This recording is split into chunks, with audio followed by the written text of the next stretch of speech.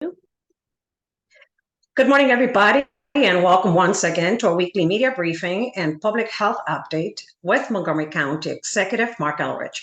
I'm Lorna Virgilia, Hispanic Public Information Officer, and joining us today is Health Officer Dr. Kisha Davis, as well as Dr. James Bridgers, Chief of Public Health Services, and Mr. Sean O'Donnell, Program Administrator, Public Health Emergency Preparedness and Response for the Department of Health and Human Services. Members of the media, remember to use the chat when we open this presentation for the Q&A portion of it. And with that, good morning to you, Mr. County Executive. Thank you. Good morning, and thank you all for joining us today.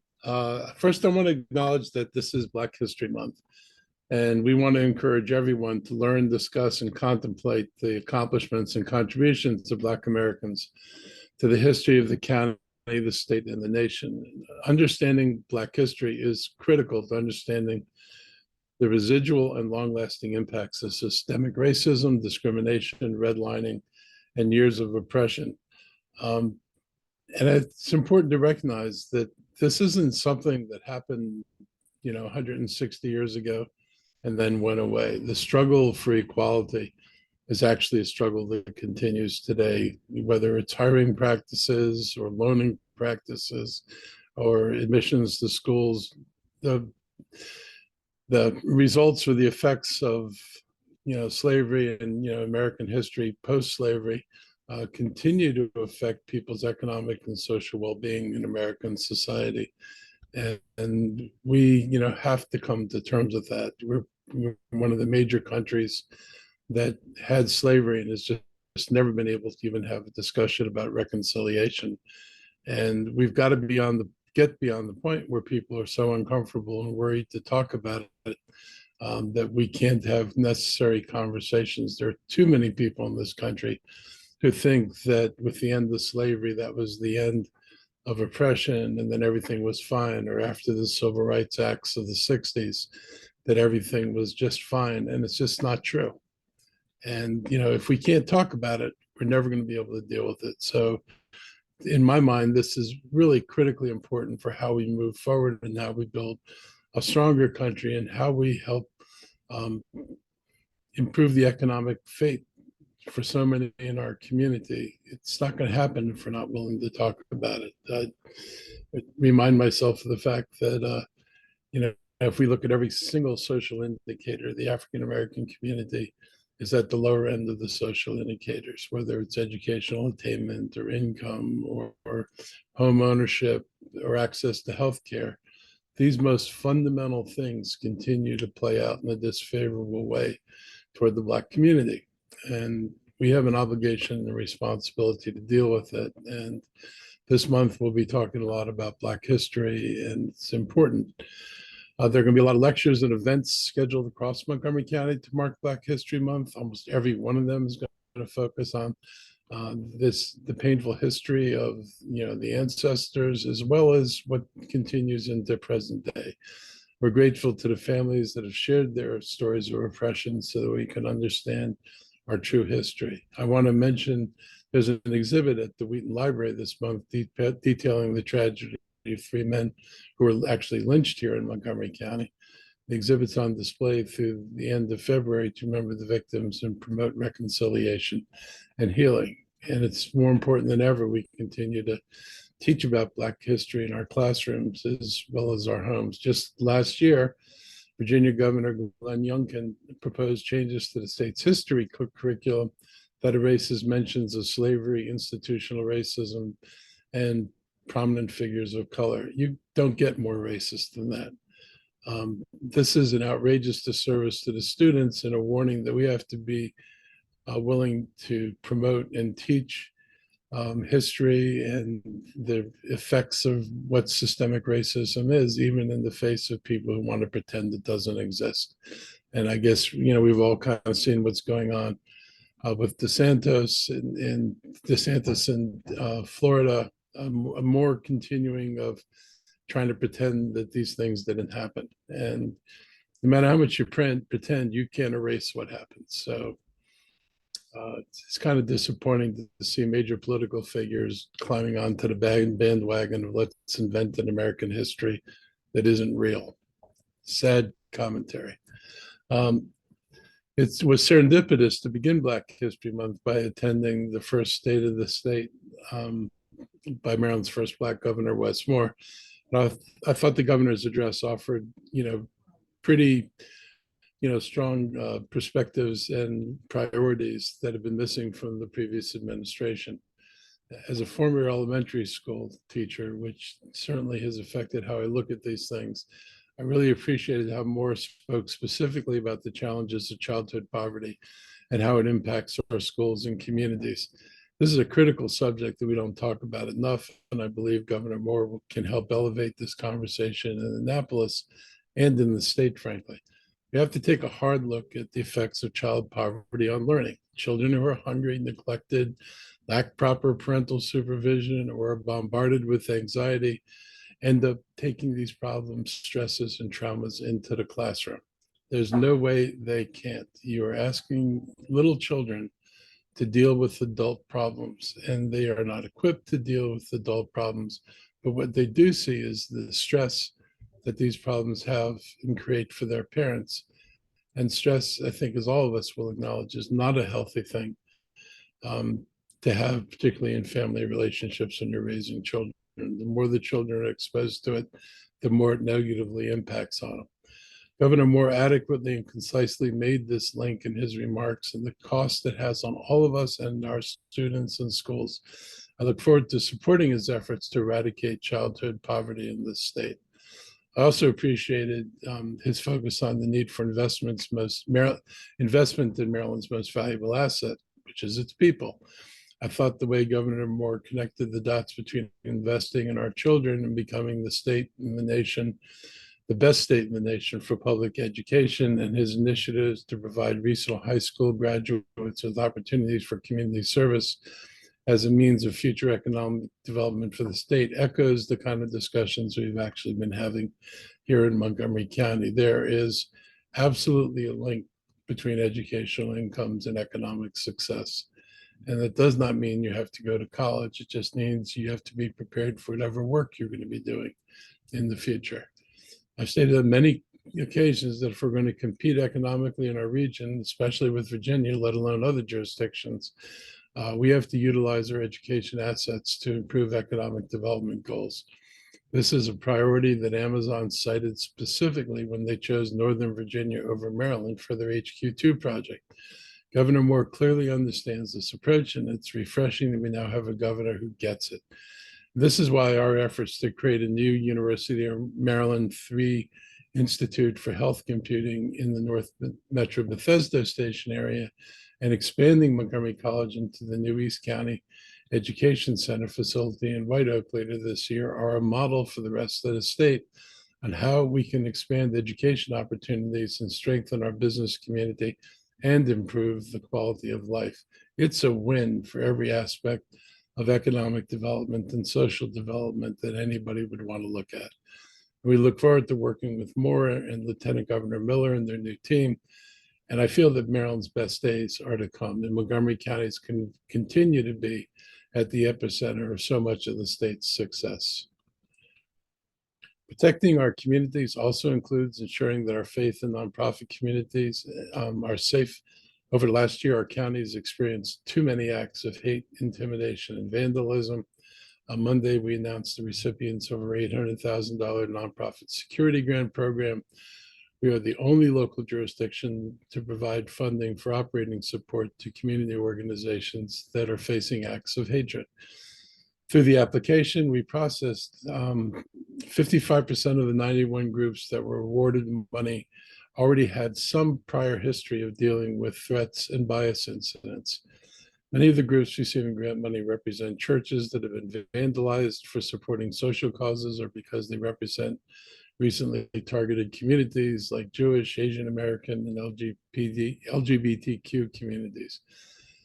Money these organizations collect should be spent on helping their communities, not on having to defend themselves. And this is, one of the sad things is, money is always going to be a scarce commodity. We have to make choices with how we spend money. And it is important that we protect institutions that are literally under attack in some cases. But the fact is, it would be nice if the attacks would cease and we could come to some kind of accommodation in our community for everybody to be able to live here in peace. So those resources could go to fund other things, which we really need. So, we know the money available through this program can be spent on security measures and crime deterrence, like video surveillance systems.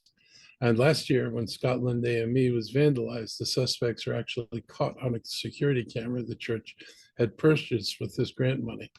Other nonprofit groups said they intend to use the money to protect vulnerable areas like daycares or senior centers. And we're still calculating 2022 numbers, but 2021 saw more than a 20% jump in hate and bias crimes. And so if you see something, say something, please.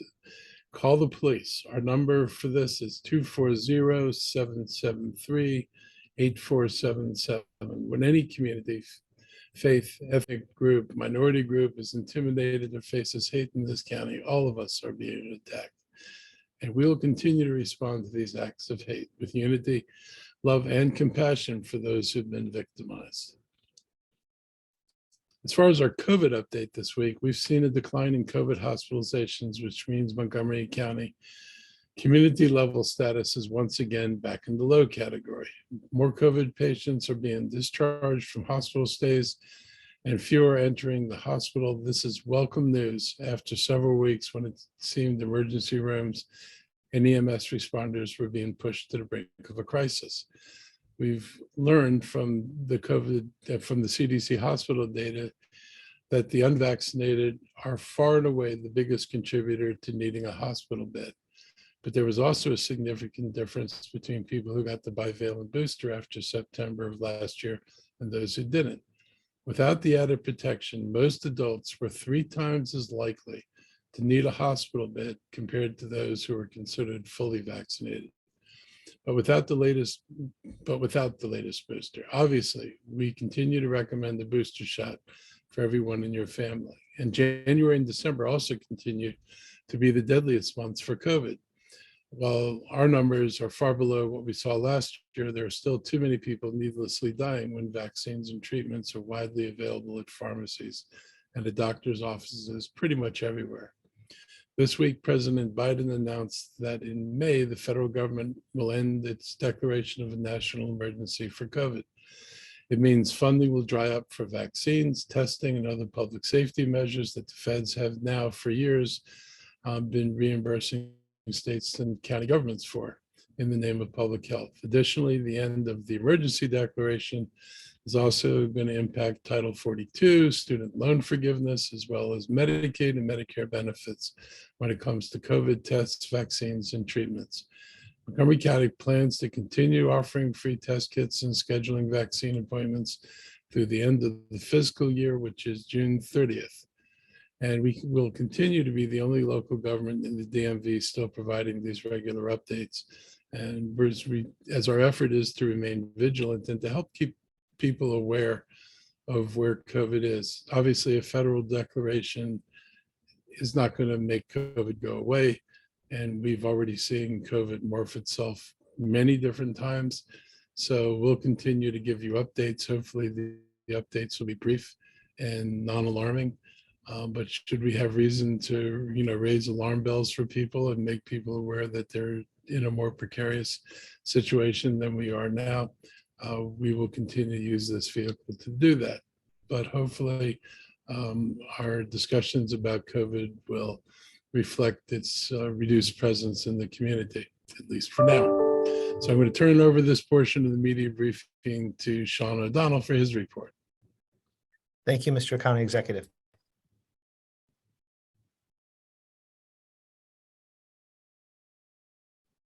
So just to expand upon what our county executives already shared with you all, we are seeing decreases in the hospitalizations of patients with COVID.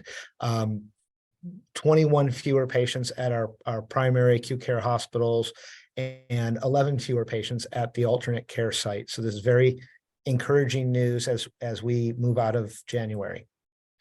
Our emergency department visits overall, this is for any type of visit. You can see that those have come down over the last week as well.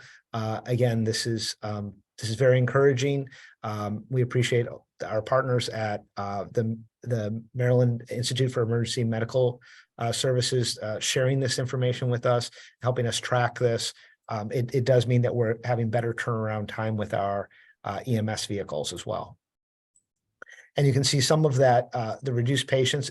We're starting to see emergency department. I'm sorry, the title here is needs to be updated, but we're seeing fewer visits with fever and flu-like symptoms with our older populations. Those have started to come down. We've been reporting these are very elevated the last few weeks. So those have started to come down as we've seen them come down with our younger populations.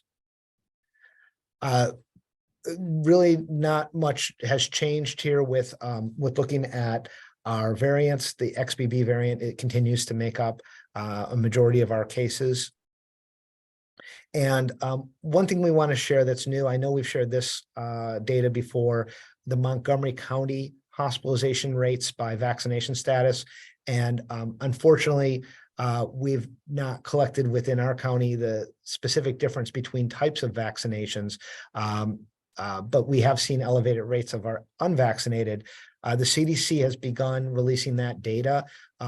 This is a nationwide survey of more than 300 hospitals, and they began looking at the data in October, so giving about a month from when the bivalent booster was first available.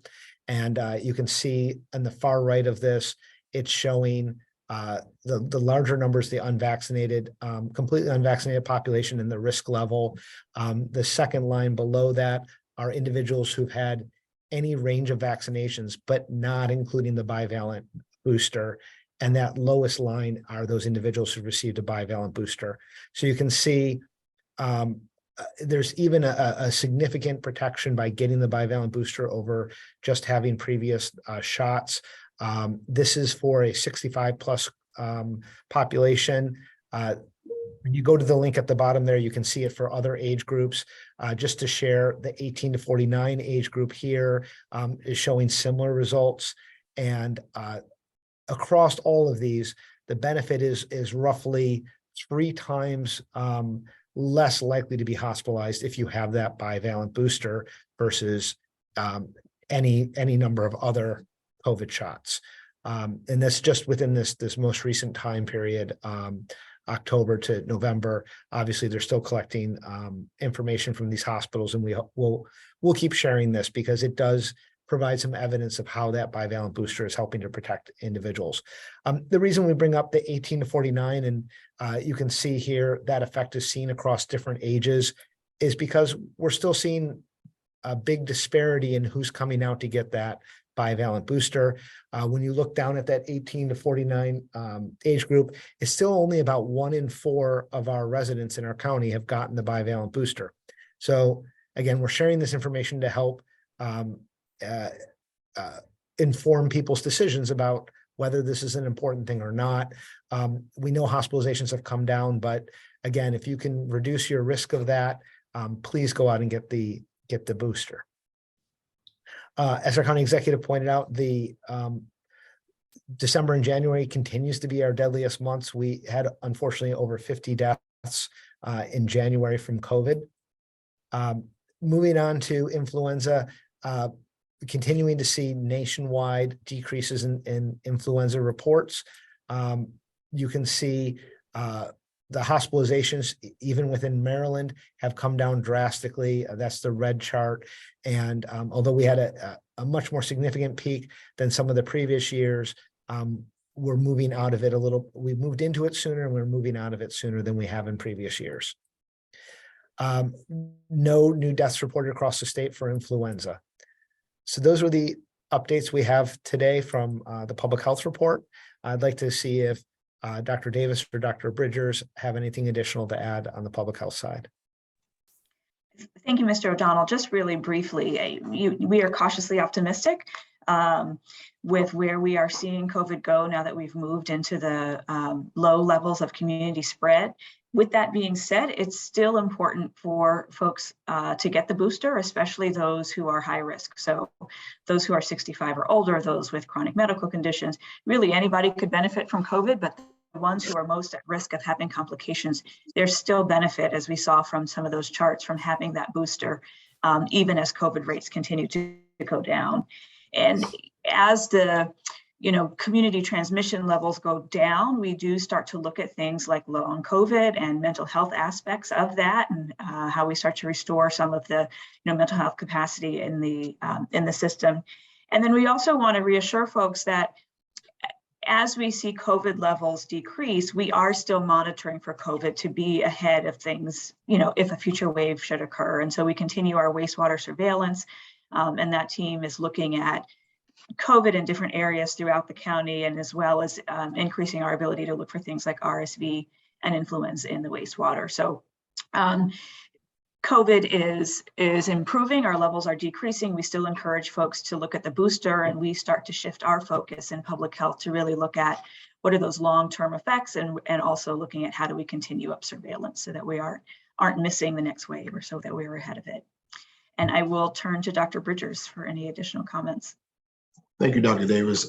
Just one point to add, as our county executive indicated, that while the president's intent to stop the public health emergency funds and resources for COVID, we continue to assess our impact and the impact of our operations. I know, Dr. Davis, you, Mr. O'Donnell, and I are having those conversations not only with our hospital partners, but with our internal operations, is looking at the funding that we have beyond the May the 11th deadline, or the deadline in May, I should say. So at the direction of our county executive, to continue those testing and vaccination efforts, those rapid tests that we provide, well beyond that. So we're doing a deeper dive, and we will continue to have our conversations on how we can maximize and sustain our ability, even though the feds may stop.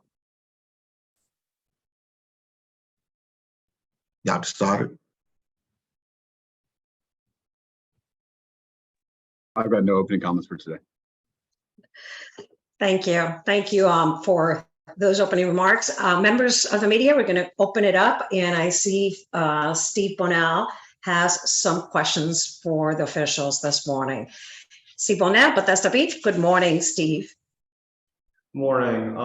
I just have to note something. We rebranded today, so our outlet's now called MoCo 360. Just pretty much reflects that we cover stuff outside Bethesda, obviously. But enough about me and our company. The question I have is kind of on the ending kind of the public health emergency that the White House announced, and just kind of getting more into that.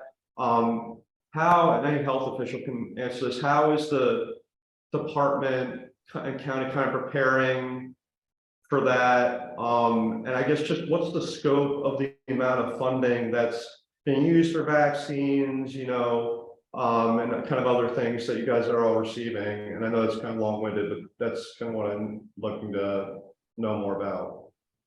Sure. Thanks, Steve, for that question. So I'm actually going to ask Mr. O'Donnell to provide more a comprehensive response. We received funding from the Maryland Department of Health, which supports our operations. We've have county level funding, ARPA funding, FEMA funding that Dr. Stoddard has been instrumental in managing and looking at not only the procurement of rapid test kits, but also masks and other PPE. So we're taking all of those things in consideration, but more importantly, the impact that it had or will have on our Minority Health Initiative partners, who have been also instrumental in supporting our public health initiatives across the county, and increasing not only access, but also an equitable distribution of that. So Mr. O'Donnell can go into the funding that we have, some of the funding that we received through a grant from the Maryland Department of Health. We have as carryover funds to sustain us,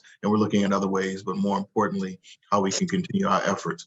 Also, the other piece to consider is the impact on hospitals and what it will have in staffing, and how our hospital partners have secured staffing, either through visiting nurses or support staffing, to respond to either acute care or chronic care, or those individuals in intensive care units. And so that's part of all of our strategic thinking and framework. And we have those conversations. We began those conversations early on just to see not only how it would impact our fall operations this year, but also next fall, because we can suspect or anticipate and plan for perhaps another wave of respiratory illnesses. We don't know what those respiratory illnesses are. Dr. Davis is assessing what that may look like, whether or not it may be another wave of RSV, or whether or not it will be a new strain of influenza. And so Mr. O'Donnell is handling that, and Dr. Davis is looking at the clinical implications of that. So I'll stop there, and Dr. Davis or Mr. O'Donnell can add to that, but that's kind of where we are operationally. Yeah, I can speak to, we do have a number of CDC grants that we've been awarded through the Maryland Department of Health. We've been using those funds for our vaccination efforts, for our disease control and outbreak control efforts with our congregate settings, as well as covering some of our epidemiology investigations. And by using those grants, we help to limit the local costs. So we have, and those grants go through June. So we won't be affected in our planned efforts for vaccinations, and our planned efforts to, again, keep supporting the disease control aspect of this response. Those are funded through the end of this fiscal year. We had a meeting this morning with our budget team and with the Office of Management and Budget to better understand what those costs may be after this fiscal year, what they may be to the county. And we're working again with our leadership within HHS to figure out how we approach COVID after the emergency portion of this goes away. We've said in the past, just because a disease is deemed endemic doesn't mean it's not important to try to limit the transmissions. We do this very actively with TB, with HIV, and we'll certainly do this with COVID. And again, the big push that what we've been saying for months now is the most important people to protect, even as transmissions occur, are those that would have serious illness. So testing is something that our residents utilize to help understand if they have COVID and hopefully limit their contact with those at higher risk if they have a positive result until their symptoms subside. So we have been working with the state to bring in rapid tests through the state. Locally, we purchased rapid tests as well to make up that difference. And so we still plan to do that. But again, we're working with our budget team to try to identify how much of these costs the county may need to pick up when some of those funding streams might not be available. And sorry to cut in, but those CDC grants you mentioned, do you know roughly how much those are, and if they frankly are enough to backfill what you're anticipating losing, if that makes sense? You kind of already answered that, but can you just get in more into that? Right. So we had on one of our CDC grants, we had about $3 million in carryover that we've been using to fund our vaccination efforts throughout this year. One of the things, though, that we've also noticed this year is we've now brought COVID vaccinations to every age group that's eligible. We've also seen a shift in the vaccine production where we've only had one new vaccine become available back in September. And it's beginning to sound like, I mean, there's certainly been discussions already, although a decision hasn't been made, but there's been discussions at the federal level about this potentially moving to an annual booster, the way flu shots have been administered. And so that, if that indeed is what happens, it would likely mean the public health push to get people vaccinated will be focused around the availability of that new booster. And so it'll be more of an annual effort and resource than a 365-day effort. We've already changed a little bit of our footprint this past week from offering these 7 days a week across the county to now down to 5 days a week. And part of that is a reduction in demand for testing and for vaccine. So certainly these costs have come down, and this is what we've been discussing with our budget team. And last one, I'll circle back, if time allows, the Medicaid piece of this, that is, can you just get more into that in terms of how many people that might impact locally, and what the county is doing to kind of prepare on that aspect of it, I guess? I don't know that we have the numbers for the county of individuals that would be moved off of Medicaid. The emergency protective measure was if somebody had qualified at one time and no longer qualified for Medicaid, they could not be pushed off of that during this emergency declaration.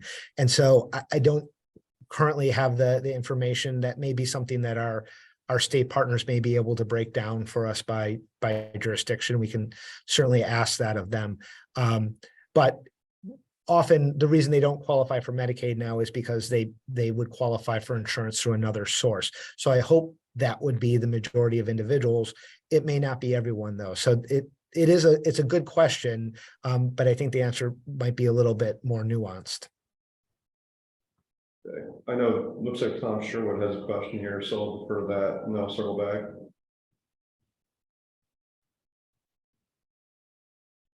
Thank you. I couldn't hear you very well, Steve. Are you done? I'm done for now. It looks like Tom Sherwood has a Okay. question.